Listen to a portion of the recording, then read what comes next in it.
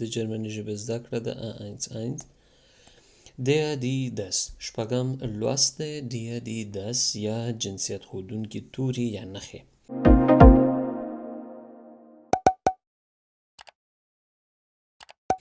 جرمني ژبه کې ورته د آرټیکل وایي. دې سره به ډېر اشنا یاستئ او تل به مو اورېدلي وي. Der die oder das دا درې هغه جنسیت ښودونکي نښې دي یا توري دي چې د هر نوم نه مخکې استعمالیږي او کارول کېږي. وروسته له هغې نه پرې باندې پوهېږي چې دا جنس یا دا نوم نارینه ده یا ښځینه ده او یا هم مخنث ده، ځکه ورته جنسیت ښودونکي توري وایي. جرمني ژبه کې دا جنسیت ښودونکي توري یا نښې درې دانې دي: der die او das.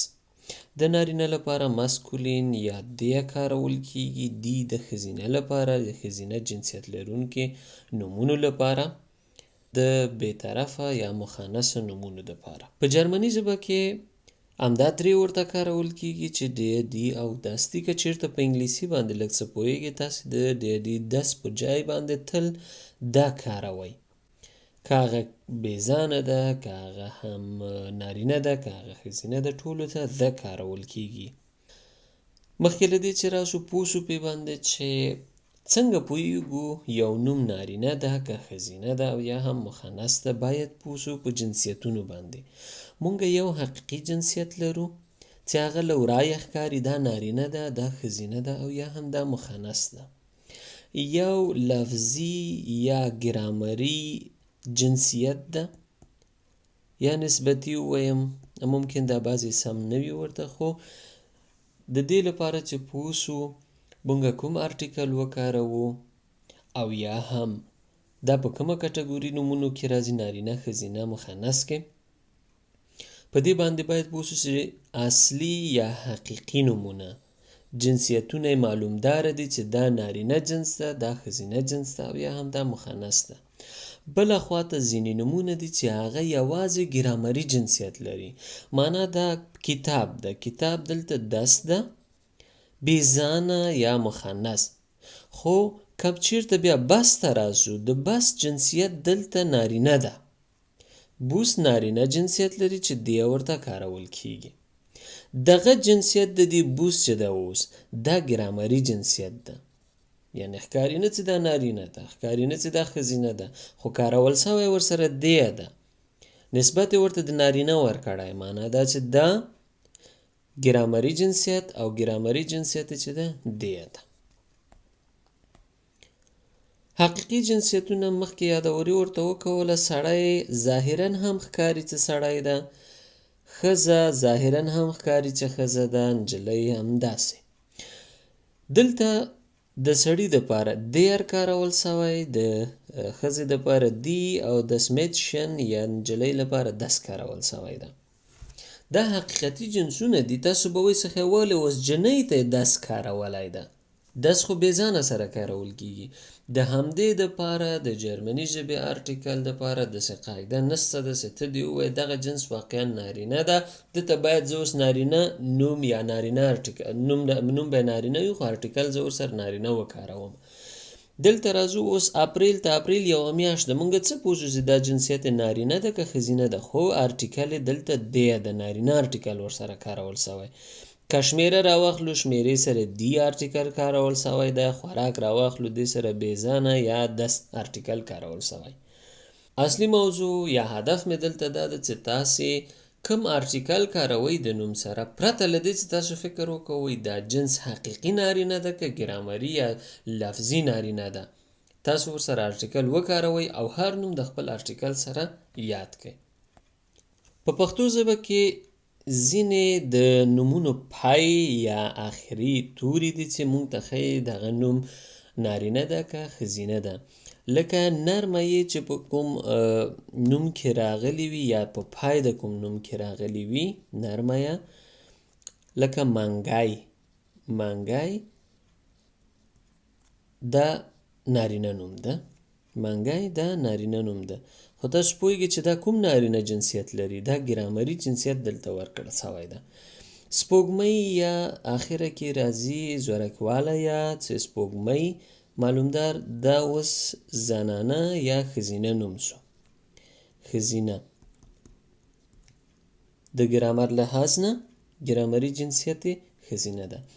همداسې د جرمني ژبې لپاره هم ځینې د پای توري یا ټکي دي چې ورکول سوي دي، د هغې په اساس باندې تاسې کولی سئ پوه سئ چې دغه نوم نارینه ده یا هم ښځینه، خو 100% دغه قاعده دلته کار نه کوي. ځینې نومونه دي چې تاسو به خپله قاعده ورسره کاروئ، خو هغه کیدای سي چې ستاسو ارټیکل ورسره سم نه وي یا دغه جنسیت ښودونکی توری ورسره سم نه وي کارول سوی. د دې لپاره د جرمني ژبې هر نوم چې تاسو یادوئ هغه د ارټیکل سره یاد کړئ. ځینې ګروپونه یا ځینې نومونه دي چې هغه مونږ ته له ورایه وایي مونږ یا دغه نومونه نارینه نومونه دي، لکه نارینه نومونه چې فاته، من او د پښو ده، لکه ورور، پلار، سړی او ورور. دا خو نارینه نومونه دي. بیرته بیا هم دغه د نارینه و مسلکونه چې دي، لکه ډاکټر ده، معلم ده یا پیلوټ ده، چې د نارینه لپاره کارول کیږي. د کال ټول فصلونه چې کله یې مونږ یادو دا نارینه ارټیکلونه اخلي یا نارینه جنسیت لري. دلته بادونه او وریا لکه شنې، غیږن، د اونۍ ورځې دا ټولې نارینه دي. د کال میاشتې نومونه اپریل، مای، فبرور، مارچ، اپریل دا ټول نارینه نومونه دي. ځینې د پای نور ټکي دي یا توري دي چې د هغې په پیژندلو سره هم تاسو کولی سئ ځینې لغتونه بیل کړئ او ووایئ چې دا نارینه دي که ښځینه ده. لکه ای آر په آخر کې راغلی وي یا ای ایغ وي، فاغه، لیغه، اسموس، انت، لینګ، نه او. دا هغه نښې دي که چېرته د یو نوم په پای کې دغه توري راسي نو د هغې ارټیکل دی ده یا نارینه جنسیت لري. د ښځینه جنسیت لرونکو لپاره یا د ښځینه جنسیت لپاره هم ځینې ټکي یا ځینې ګروپونه دي چې که چیرې هغه موږ ذهن کې ونیسو کولی سو چې مشخص ارټیکلونه ورته وکاروو. د بیلګې په ډول دلته د ښځینه‌و ټول نومونه چې ښځینه‌و ته نسبت ورکول کیږي، لکه فخاو، موته، شوسته. فخاو ښځه، موته مور، شوسته خور، دا هم دی ارټیکل اخلي. د ښځینه مسلکونه که لکه ښوونکي وي، سوداګره وي یا هم پلورونکي وي او یا هم چلوونکي وي. بیا شمیرې دي، شمیرې ټولې زنانه یا هم ښځینه جنسیت لري چې دی ورسره کارول کیږي. د دې ارټیکل لپاره هم ځینې ډلګي نور شته دي چې هغه که چیرته په پای کې دغه توري راځي، هایت، کایت، شافت، ټی، اونګ، اده، اگه، انس، انس، اک، لکه موزیک، تندنس، الیگنس، گاراژ، مارملاده، زایتونگ، tat، منشافت، möglichkeit، فرایهایت. دا ټول زنانه نومونه یا همدغه زنانه ارټیکل اخلي. بله کټګوري ده هغه آخرني توري د دې چې آی، ای، ان، او، تیت، ای، لکه متسګرای، فیزیولوژي، شتودنتن، تور، یونیورسیټیټ، لامپه، ډیسکوسیون. دا هم زنانه نومونه دي. داس هغه ارټیکل چې مخنث یا بې طرفه نومونو سره کارول کیږي. ټول هغه نومونه چې د فعل نه را جوړ سوي وي، لکه شغایبن، اسن، ترینکن، که غواړو موږ همدا د نوم په شکل باندې وکاروو هغې ته بیا داس ارټیکل کارول کیږي. لکه شغایبن هم لیکلو ته وایي او هم نوم کیدای سي، هم خوړلو ته وایي اسن او هم نوم کیدای سي. بیا کله چې ځینې صفتونه هم د نوم په ډول باندې راسي، ګوټه، بیزه، ښه، دا هم د مخنث ارټیکل ځان سره اخلي.